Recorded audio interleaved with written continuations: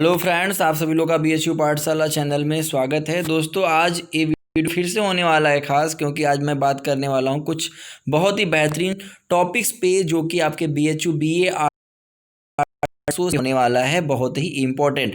सबसे पहले किसी भी कंपटीशन की तैयारी करने से पहले मैं सबको यही एडवाइस करता हूँ कि आप पहले उसके सिलेबस को अपने दिमाग में रख लो। मैंने हिस्ट्री, ज्योग्राफी, हिंदी और बहुत सारे इसके सब्जेक्ट्स जो कि आपके एग्जाम में आते हैं मैं डिस्कस कर चुका हूं। आज की वीडियो में मैं पॉलिटी डिस्कस करने वाला हूं। ठीक है, बाय द वे ये सभी टॉपिक्स मैं अपने चैनल पर डिस्कस किया हूं, आप जाके उसको देख सकते हो। बाय द वे आप इसको अगर अच्छे से समझ लेते हो तो आपके लिए फ़ायदेमंद तो हो ही जाएगा, और बहुत सारे क्वेश्चंस आपके यहीं से क्लियर हो जाएंगे बस ओनली टॉपिक से। ठीक है, इसका जो वेटेज है आज मैं किस पे डिस्कस करने वाला हूँ, इंडियन पॉलिटी पे। ठीक है, भारत की राज्य व्यवस्था पॉलिटी पे डिस्कस करने वाला हूँ। जो इसका वेटेज है एग्जाम पॉइंट ऑफ व्यू से वो है 10 से 12 क्वेश्चंस का। मैं इसको 8 से 10 या 10 से 12 बोल सकता हूँ। ठीक है, इस तरीके से इसका वेटेज है, तो काफ़ी इंपॉर्टेंट हो जाता है। पहला जो है वो है भारत का संवैधानिक इतिहास। पहला टॉपिक क्या है, means historical development of Indian constitution. ये एक अच्छा टॉपिक है। मीन्स इसमें क्वेश्चन कैसे आएगा, जैसे रेगुलेटिंग एक्ट कब आया था, कैबिनेट मिशन क्या है, ये सभी इंपॉर्टेंट टॉपिक यहाँ से रिलेट हो जाते हैं। ये मैं अपने चैनल पे कराऊंगा भी।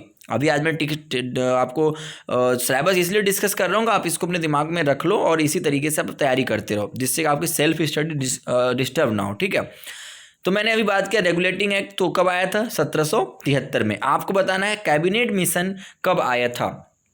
ठीक है, नेक्स्ट है संविधान सभा, कॉन्स्टिट्यूशन असेंबली। ये सेकंड टॉपिक है, ये भी बहुत इंपॉर्टेंट है। जैसे इसमें क्वेश्चन आपसे पूछा जा सकता है कि संविधान का स्थापना कब हुआ, संविधान सभा का स्थापना कब हुआ, इसका अंतरिम रूप कब बना, इसमें कितने मेंबर थे, कौन कौन से विभाग बने हुए थे। ऐसे क्वेश्चंस आप आते रहते हैं। जैसे कि मैं आपसे एक क्वेश्चन पूछूं कि संविधान सभा की स्थापना कब हुआ, तो क्या आंसर हो जाएगा, जल्दी से कमेंट्स करके बताओ क्या आंसर हो जाएगा। एग्जैक्टली क्या हो जाएगा, 9 दिसंबर 1946। एक फिर क्वेश्चन इसमें मैं पूछूं कि इसका अंतरिम रूप क्या है, मतलब कब तैयार हुआ, अंतरिम रूप कब बन के तैयार हुआ संविधान सभा का, तो क्या हो जाएगा 26 नवंबर 1949। ठीक है, इसीलिए संविधान सभा हम लोग संविधान दिवस भी मनाते हैं 26 नवंबर को, पता होगा। लेकिन लागू नहीं हुआ था, लागू कब हुआ था वो आप सभी लोग को पता है। ठीक है, कमेंट्स करके बता दीजिए। नेक्स्ट है संविधान की प्रस्तावना, मीन्स प्रीएम्बल ऑफ कॉन्स्टिट्यूशन। ये बहुत इंपॉर्टेंट टॉपिक है। जैसे पहला क्वेश्चन इसके नाम में ही छुपा हुआ है, इसके नाम में, कि इंडियन कॉन्स्टिट्यूशन में जो प्रीएम्बल है इसको क्या कहा गया है, तो कॉन्स्टिट्यूशन का क्या कहा गया है, इसको आत्मा कहा गया, सोल कहा गया है इसको। और इससे रिलेटेड क्वेश्चन आता है, इसमें कुछ फेमस वर्ड हैं जैसे सेकुलर है और समाजवाद है। इसमें बहुत सारे वर्ड को अरेंज करने के लिए क्वेश्चन पूछ देता है। साथ साथ इसमें अमेंडमेंट कौन कौन से हुए हैं, कौन कौन से वर्ड बाद में जोड़े गए, ऐसे क्वेश्चंस भी आते हैं। फिर है संविधान का स्रोत, मतलब सोर्स ऑफ इंडियन कॉन्स्टिट्यूशन। ठीक है, कहाँ कहाँ से हमारे संविधान में क्या क्या लिया गया, सपोज मूल अधिकार कहाँ से लिया गया, मूल कर्तव्य कहाँ से लिया गया, नीति निर्देशक तत्व कहाँ से लिया गया, एकल नागरिकता कहाँ से लिया गया, ऐसे क्वेश्चन आते हैं। सभी मैं कराऊंगा अभी। अब क्या बस दिमाग में रखो सिलेबस।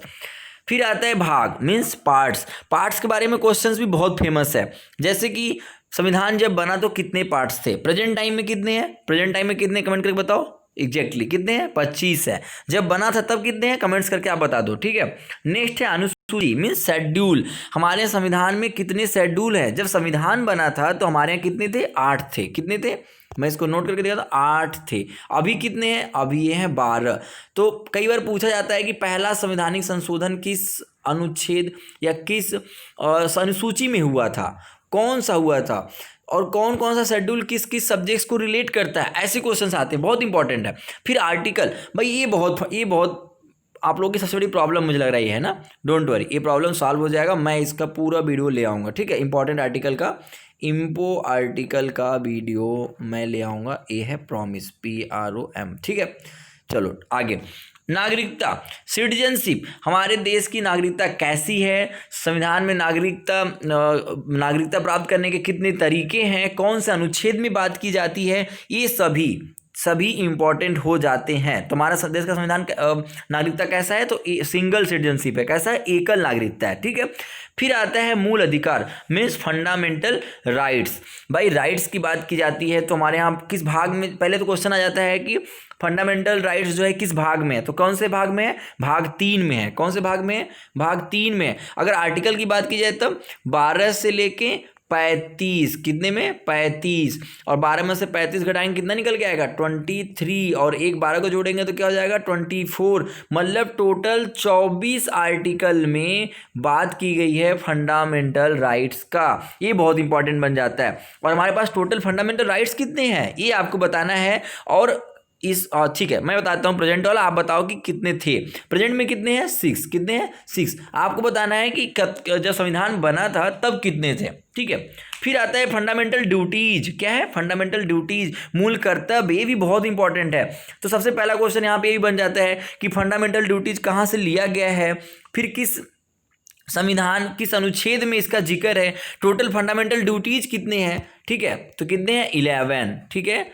और इसमें पहला अमेंडमेंट कब हुआ था, ठीक है। तो 42 संवैधानिक संशोधन में हुआ था। कब हुआ था, सन आपको पता ही होगा। तो ये सभी चीज़ें मैं भी डिस्कस करूंगा, अभी बस मैं सिलेबस बता रहा हूँ। फिर क्या है, भारतीय संसद, पार्लियामेंट। भाई सबसे पहला चीज़ तो जब पार्लियामेंट की बात आती है तो पार्लियामेंट की स्थापना कब हुई, भाई संविधान कब बना, ये बहुत इंपॉर्टेंट है।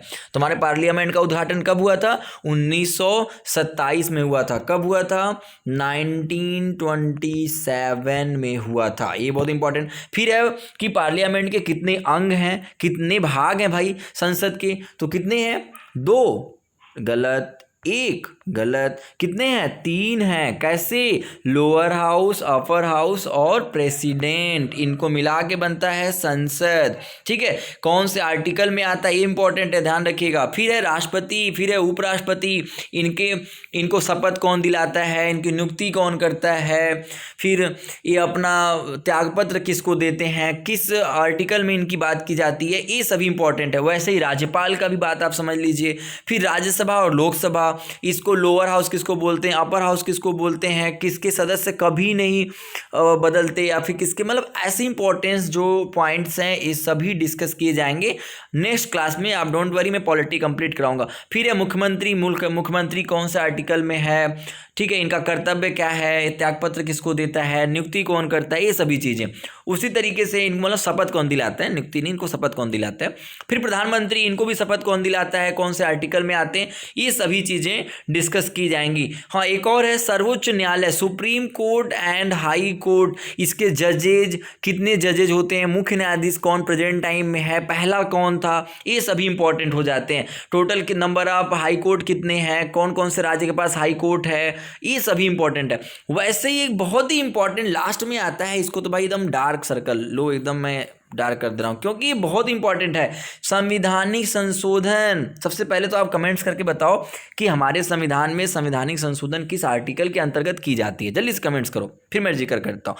तो एक और क्वेश्चन बन जाता है कि प्रेजेंट टाइम में टोटल संवैधानिक संशोधन कितने हो चुके हैं, ये भी आप कमेंट्स करके बताओगे। इस तरीके से पॉलिटी का सिलेबस मैंने आपके सामने रख दिया। आई होप कि आपको समझ में आ गया होगा गाइज। अब मैं डिस्कस करूंगा नेक्स्ट वीडियो में इको का सिलेबस। जिसको भी इस पीडीएफ का इस सिलेबस का पीडीएफ चाहिए वो मुझे कमेंट्स कर दे कमेंट बॉक्स में, और वो पीडीएफ ले लेगा और मैं उनको लिंक दे दूंगा, ठीक है। Okay, thank you, all the best, take care. Telegram join कर लीजिए, वहाँ बेसिकली मैं 100% आपको पीडीएफ प्रोवाइड करा दूंगा, ठीक है। Okay, all the best, take care, be smile, be happy.